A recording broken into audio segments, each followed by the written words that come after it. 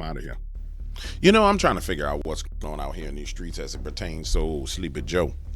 Now, help me figure out how we get to this point. So prior to 2.5 weeks ago, everybody and their mama was like, oh, Joe. Everybody worried about Joe. Oh, Joe is ready. Joe's prepared. Joe's on point. Joe has a debate. And then they all abandon Joe. Could you imagine how Joe Biden feels? I mean, truly. And we're talking about the truth about Joe and what's unseen. So what is the truth about Joe? And what is it that we're not seeing, ladies and gentlemen? Because remember, less than 30 days ago, everything was good with Joe. All of a sudden, things are bad with Joe. How do we get to this point? What are we not seeing? What is unseen? What is going on?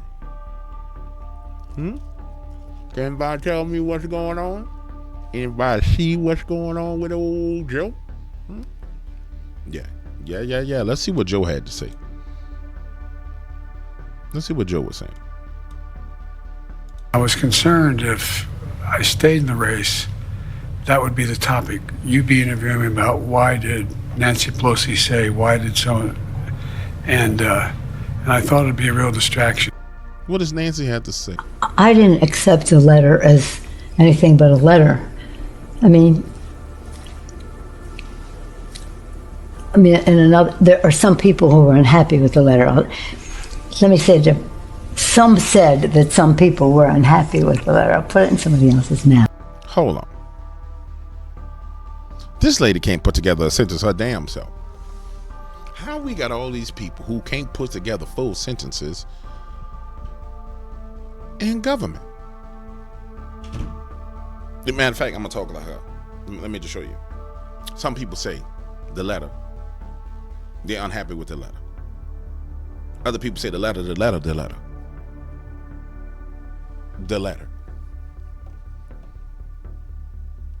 We need term limits, ladies and gentlemen.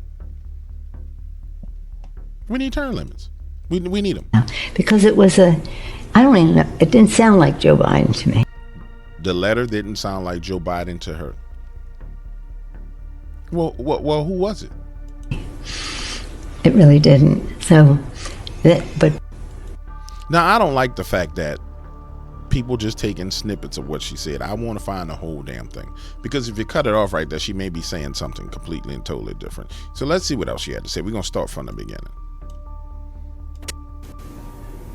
I didn't accept the letter as anything but a letter.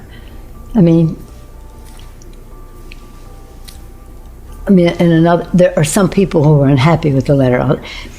Let me say, some said that some people were unhappy with the letter. I'll put it in somebody else's mouth. Because it was I don't even know, it didn't sound like Joe Biden to me.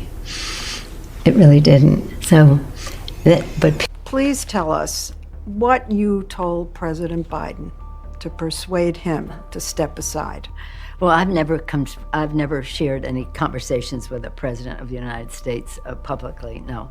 It's said that he's furious at you. Is he? Well, he knows that I love him very much. I understand that you don't want to own this, but it is so well reported that you were the leader of a pressure campaign. No, I wasn't a leader of any pressure party. Well, let me say things that I didn't do. I didn't call one person. I did not call one person. I could always say to him, I never called anybody. Okay. So now we have, as investigators, we have investigated, and here's the conclusion I've come to. She absolutely was the leader of the pressure campaign, but she kept her hands clean by not being the person who called people. So she can say, I'm hands off on this. I don't want the blowback of this, but you over there, bring your behind here. Look, I need y'all to put some pressure on Joe to get out of this race. But she was behind it. She's the ringleader. So it means that there was a coup d'etat against Joe Biden, which we already knew that was coming down the pipeline. But here's the even more overarching question. Why is this coming out right now, ladies and gentlemen? Why are we discussing this right now? Why is this come to the forefront at this very moment in time? What does it signify overall that we are having this conversation about Nancy Pelosi's role in Joe Biden stepping down? Does it mean that Joe may be returning?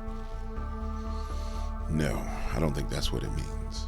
I think what it means is Kamala is not working out. And it's clear that Kamala's not working out. And so behind the scenes, ladies and gentlemen, people are saying, hey, this is your damn fault. You started this. And now the finger pointing is starting. Everybody's pointing fingers behind the scene. You did this. You just remember I told you guys, I said, there are some phenomenal political strategists, old head political strategists in the Democratic Party. I know this to be true because I know quite a few of them. Those are geniuses when it comes to politics, and they have been ignored. One of the geniuses is Jim Carvell, who has been saying for a very long time that none of this stuff y'all doing is working. So you had old Skeletor over there, that's what it looks like, saying, hey, this crap y'all doing ain't gonna work. We need to get away from this. We need to get away from this. We need to leave it alone. We need to leave it alone. And they push forward anyway. And so now it's blowing up in their face. Now, if you don't believe it's blowing up in their face, then go look at the real polls. Like Rasmussen came out with a poll just recently that showed you that Kamala is getting dunked on like Michael Jordan in the Olympics. Boom. No, like Vince Carter dunked on a guy in the Olympics. Boom. And so the finger pointing has started, and there's a war going on inside of this party. There's a war. There's a battle. It hasn't spilled out into the forefront yet. No, it hasn't. But there's a lot of finger pointing going on because everybody's sitting there looking at what's happening with Kamala and saying, well, I'll be damned. This ain't working. And this, I told y'all this wasn't going to work. And so now they're pointing fingers. And somebody has to take the blame for what's about to happen. Somebody has to take the blame. Now, I saw something even more disturbing. Very, very disturbing today. I was looking at the videos of Kamala getting on the plane, and she had one of those black diapers on her face. And so that's signaling that we're about to have us another shutdown because she had the diaper on. We're going to have another shutdown. I don't know which one of these things they're going to say everybody getting sick with, but to be clear with you, we're getting ready to go into another shutdown. And it makes sense. We're mid-August, September, October, November. They got to roll it out now so it's in full swing by October. Do I think it's going to work? I don't know. I've seen all of the globalists who say that they're going to do this, say that it's going to be the next thing they release. And to be clear with you, this shall be released on you. This ain't nothing natural, ain't nothing organic. This is something that's going to be released on you. And it doesn't take the entire population to be in fear. It takes enough of the population to be in fear that they can muster and garner their support to bring everyone else into fear, to try and keep people away from the voting polls. They can't play the war. They can play the war, card, nuclear war, but it doesn't really benefit anybody because the whole world is destroyed. You can't have power of nothing if nothing's there. And I think it's clear from a geopolitical war standpoint that if you bomb Russia, Russia's already made it clear that we're going to destroy the whole world. So they can't really go that far. So the only thing they got left is pandemics. This video is going to age real well as time passes and you see them roll this out. Quite frankly, nothing's worked so far, so I don't anticipate this working. But just be mindful as you see those masks come back on people. They're rolling it back out. And it's really going to be based on where you live, in the government, in the city, in where you live.